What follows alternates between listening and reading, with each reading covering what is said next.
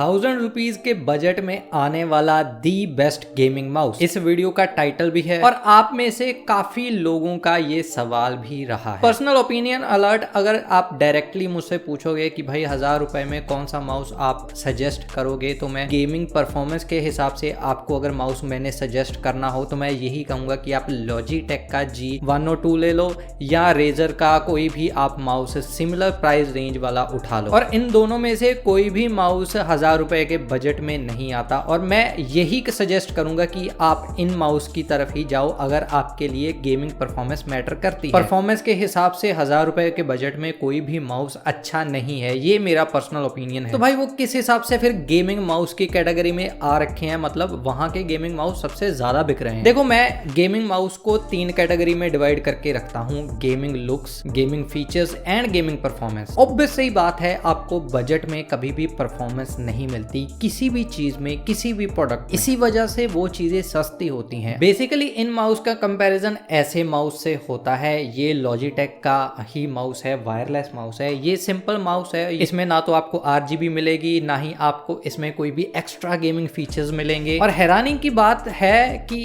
इसका प्राइस आज की लिस्ट में आने वाले ज्यादातर गेमिंग माउस से ज्यादा ही है। ये लगभग 800 से ऊपर का ही आपको पड़ेगा। अगर आप भी कोई ऐसा माउस यूज कर रहे हो तो आप इस वीडियो में बताए जाने वाले बाकी माउस कंसीडर कर सकते हो। तो यहाँ पर मैंने 10 one of the best mouse select किए हैं, जिनमें से एक माउस मैंने ऑर्डर पे किया है, वो one of the cheapest mouse भी है और Amazon पर सबसे ज्यादा बिकने वाला माउस भी है। और ये माउस है Zebronics का Zeb Transformer M। कभी कभी ये माउस हो जाता है, कभी कभी ये ट्रांसफॉर्मर बन जाता है। तो इस माउस को मैं लगभग 10-20 दिन से यूज कर रहा हूं, जिसकी वजह से ये वीडियो भी लेट हुई है। सबसे पहली बात डिजाइन की, तो इसका डिजाइन मुझे काफी अच्छा लगा। मैं पर्सनली लॉजिटेक का G502 यूज कर रहा हूं और उससे इसमें मूव करना मुझे इतना ज्यादा दिक्कत नहीं दिया डिजाइन के मामले में, ओवरऑल इसकी शेप के हिसाब से। और ये एक बड़ा माउस है, मतलब इसका साइज आपके नॉर्मल माउस से थोड़ा सा ज्यादा ही है। जिनको बड़े माउस यूज करने की आदत है उनके लिए तो भाई ये काफी ज्यादा इजी रहेगा। लेकिन अगर आप किसी छोटे माउस से इस माउस में जंप करने की कोशिश कर रहे हो तो पहले कुछ दिन आपको अजीब ही लगेंगे। बात रही बिल्ड क्वालिटी की, तो बिल्ड क्वालिटी इसकी ओके है। इसका बटन्स जो हैं वो मुझे उनकी क्लिक्स अच्छी लगी।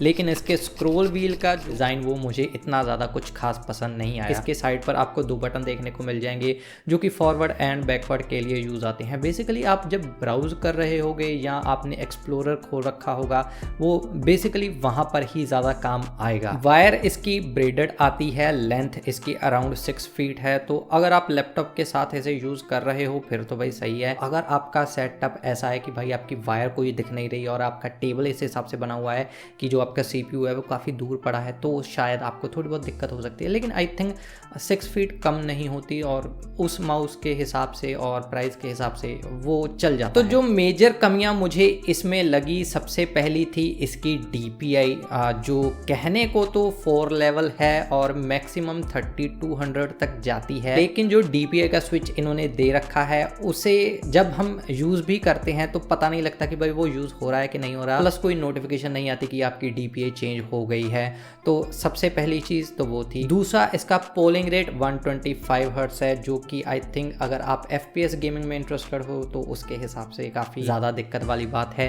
तीसरी, इसमें सॉफ्टवेयर सपोर्ट नहीं थी और चौथी, इसमें कस्टमाइजेबल बटन नहीं है। और यही मेजर प्रॉब्लम जो मुझे इस माउस में दिखाई दी। इन्हीं कमियों के चलते हुए मैंने इस माउस को बाकी 9 माउस से कंपेयर किया है और उन माउस की लिस्ट कुछ इस हिसाब से है और ये Amazon के one of the best seller भी हैं। इन 10 गेमिंग माउस में सिर्फ 5 ऐसे माउस हैं जिनमें नेटिव सॉफ्टवेयर सपोर्ट है। उन 5 माउस में सिर्फ 3 माउस हैं जो बाकियों के कंपैरिजन हायर DPI सपोर्ट करते हैं और उन 3 माउस में से सिर्फ एक ऐसा माउस है जो हायर पोलिंग रेट भी सपोर्ट करता है। मतलब वो फीचर जो मेरे लॉजिटेक G502 में मैं मेनली यूज कर रहा हूँ वो सारी की सारी इसमें आपको चीजें मिल जाती हैं। और ये माउस आता है एंट eSports की तरफ से, इसका मॉडल नंबर है GM320 और ये ऑन सेल आपको पड़ेगा ₹649 के अराउंड। और अगर मैं डायरेक्टली इसे Zebronics जेब्रॉनिक्स से कंपेयर करता हूं तो यहाँ पर भी आपको प्राइस का डिफरेंस दिख रहा है, इसीलिए ये फीचर्स अवेलेबल हैं। विच मीन्स के जितने भी ये माउस हैं, अगर कोई आपको 300 रुपए में माउस दिखाई दे रहा है तो वो उस प्राइस को अच्छे तरीके से जस्टिफाई कर रहा है। तो जिसका बजट